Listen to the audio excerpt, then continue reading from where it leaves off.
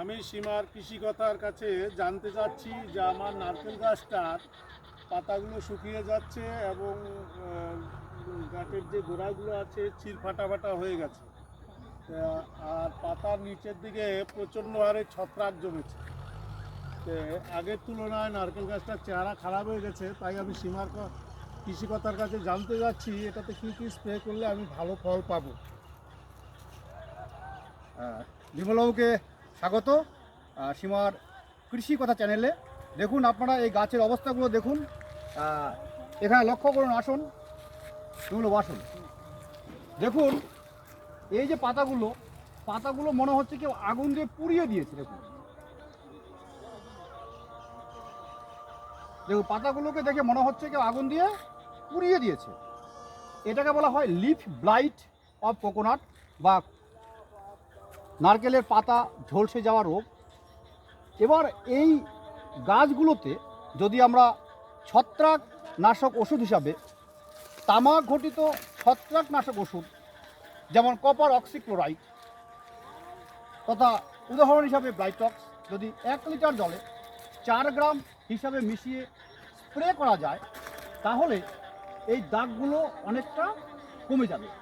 সেই সঙ্গে এই গাছটি খুব দুর্বল এবং আপনারা দেখুন প্রত্যেকটা পাতা ছাতার মতো হয়ে দেখুন, একদম পুরো আঠার মতো হয়ে গেছে। দেখুন ঠিক আছে, এগুলোতে যদি আমরা খাবার হিসাবে পটাশিয়াম নাইট্রেট ফার্টিম্যাক্স উদাহরণ হিসাবে ফার্টিম্যাক্স NPK 13-0-45 বা অন্য যে কোনো কোম্পানির পটাশিয়াম নাইট্রেট যদি আমরা 1 লিটার জলে নারকেলের জন্য 5 থেকে 10 গ্রাম হিসাবে মিশিয়ে স্প্রে করে দিই তাহলে কিন্তু গাছের স্বাস্থ্য অনেক পুনরুদ্ধার হবে এবং গাছটিতে বিভিন্ন ধরনের স্পট দেখা যাচ্ছে যেগুলো অনুখাদ্যের অভাব, সেখানে boron, zinc, copper, molybdenum, manganese এবং অন্যান্য যে অনুখাদ্যগুলো আছে সেই অনুখাদ্যগুলোর অভাব এই গাছে পরিলক্ষিত হচ্ছে। যে কারণে পাতায় স্প্রে হিসাবে যদি আমরা বহুমুখী মাল্টি মাইক্রোনিউট্রিয়েন্ট মিক্সচার বা মিশ্রণ উদাহরণ হিসাবে বলছি মোবোমিন 1 লিটার জলে 1 থেকে 1.5 গ্রাম হিসাবে মিশিয়ে স্প্রে করি তাহলে কিন্তু আমরা এই গাছটাকে পুনরায় ফিরিয়ে আনতে পারবো।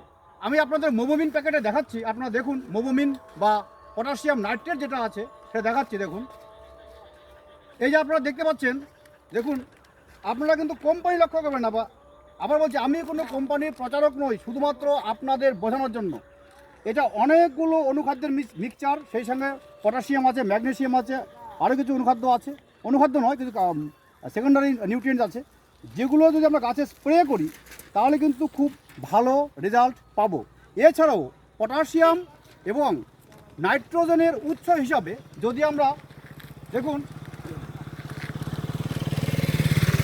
পটাশিয়াম নাইট্রেট যেটাতে নাইট্রোজেন থাকে 13%, ফসফরাস 0, পটাশিয়াম 45%, এটা যদি 1 লিটার জলে 5 থেকে 10 গ্রাম হিসেবে 3 থেকে 4 বার স্প্রে করা হয় তাহলে গাছ খুব ভালো হবে। এরপরে যদি সম্ভব হয় আমরা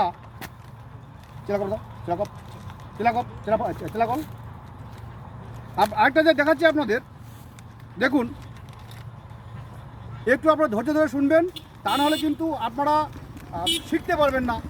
যদি শিখতে না পারেন তাহলে ভুল তথ্য যাবে এবং যেটা শুনে আপনাদের কোনো কাজে দেবে না। উদাহরণস্বরূপ আপনারা দেখাচ্ছি চিলেটেড